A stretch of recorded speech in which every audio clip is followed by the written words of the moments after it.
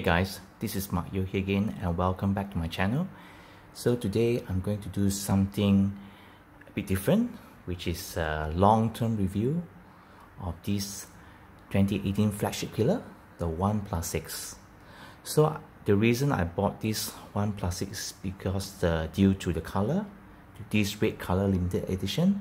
So I really love this color. I think this is the best looking red color phone in the market right now up to today, and to me it's captivating, and it's actually a piece of art, and holding it is very satisfying. So I actually bought this phone in July 2018. It was actually launched in July. It was actually launched in May 2018, but I actually bought it in July 2018.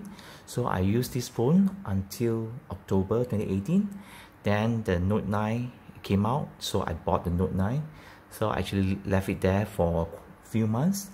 Then in 2019, when it was updated to Android 9, I used it for another few weeks just to test out Android Pie.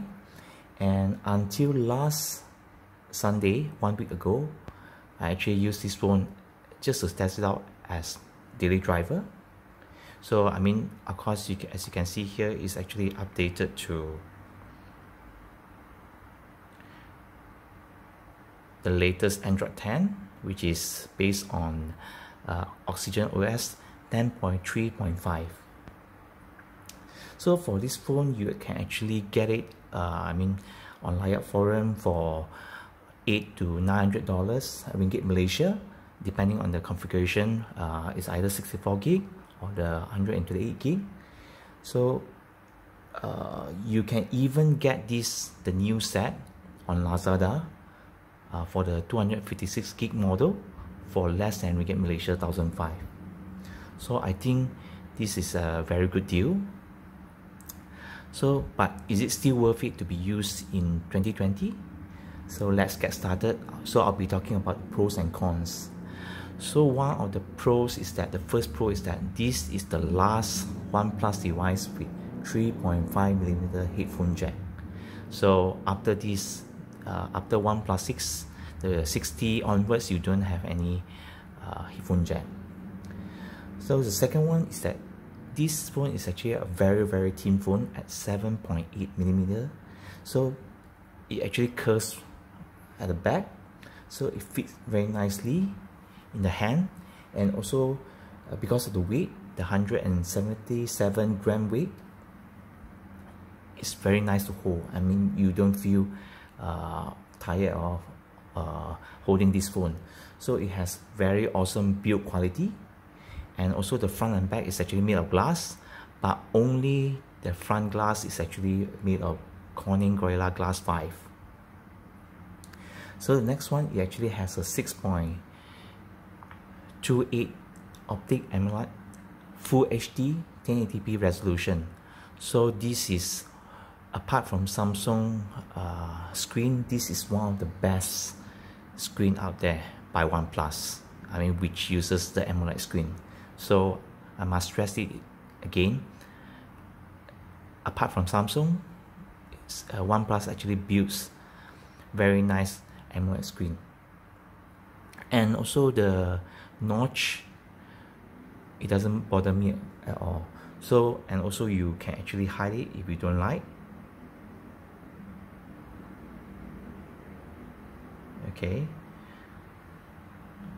so if you don't like it, you can actually hide it, but of course I prefer to use the phone with a notch.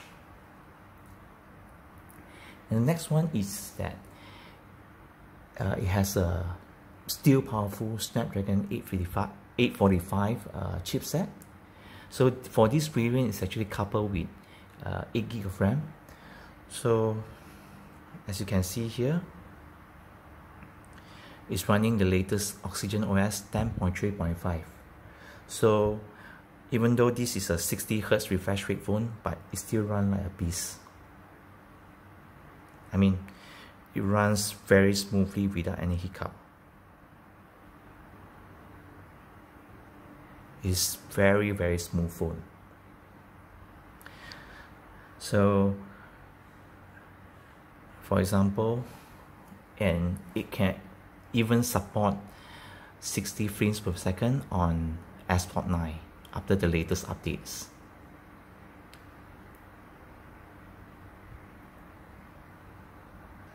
So as you can see here, this phone actually runs 60 frames per second on S-Plot 9. So this is a very good news for you gamers out there who plays S-Plot 9. Previously, it doesn't support 60 frames per second.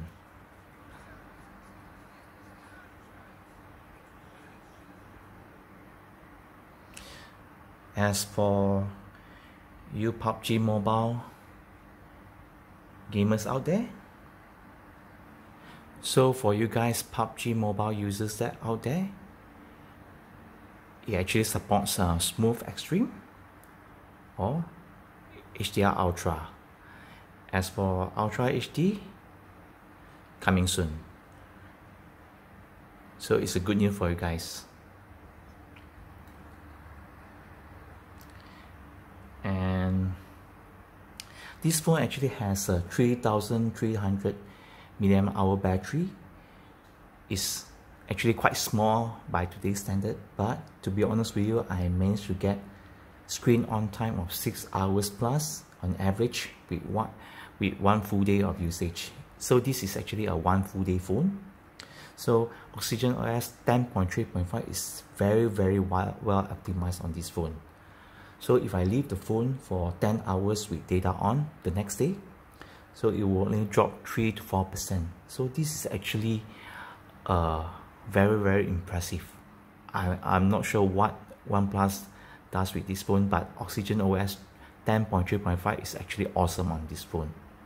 So if let's say you run out of battery, you still have the good old-fashioned dash charger, so which actually supports up to 20 watt of fast charging. So with this dash charger, you can actually charge the phone from 0 to 100% within 1.5 hours. I mean, to be exact, 1 hour and 25 minutes. So I think, I mean, of course by today's standard it's a bit slow, but it's still very fast. And the last one would be the physical fingerprint is actually very fast. See, it's very responsive.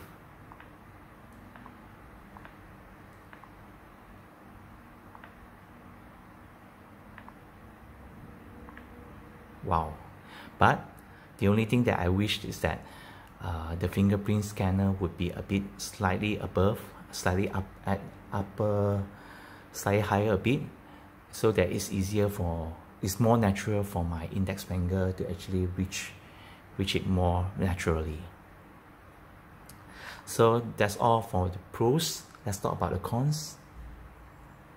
So the first one is that it actually doesn't have micro SD support, which is actually quite a bummer.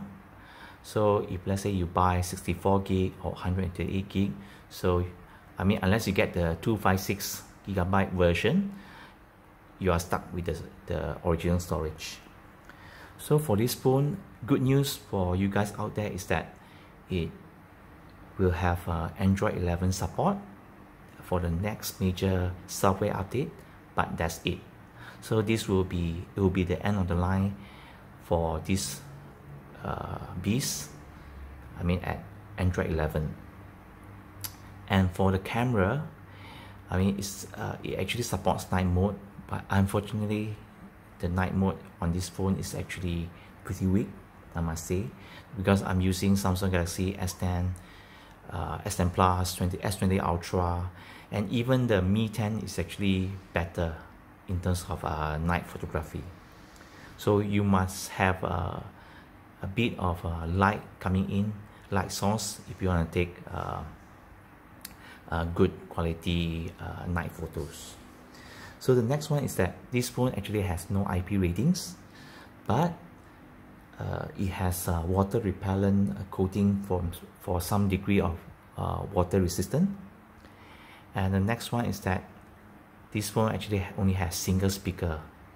So I mean, it's not dual stereo speaker, but fortunately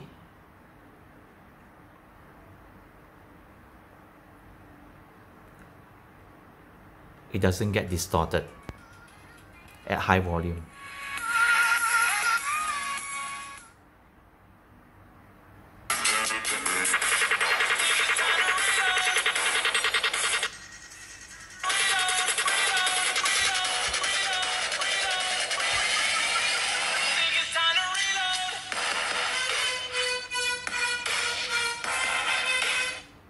So to be honest, it's actually one of the best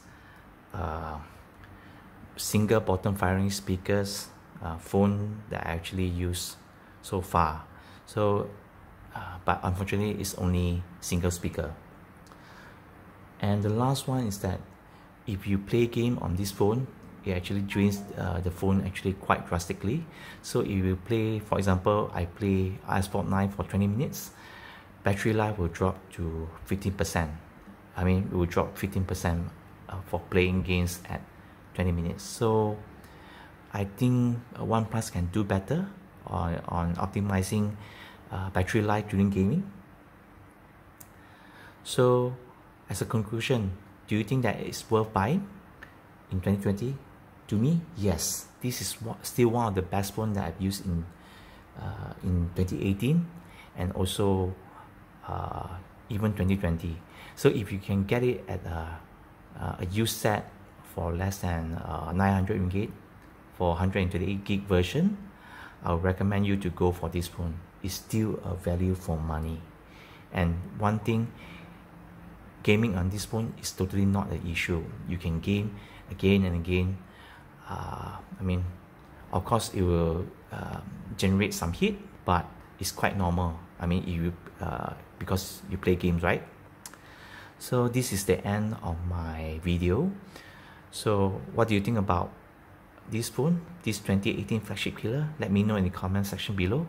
Let me know if you still have this awesome flagship. And thank you guys for watching, and peace. Take care, guys.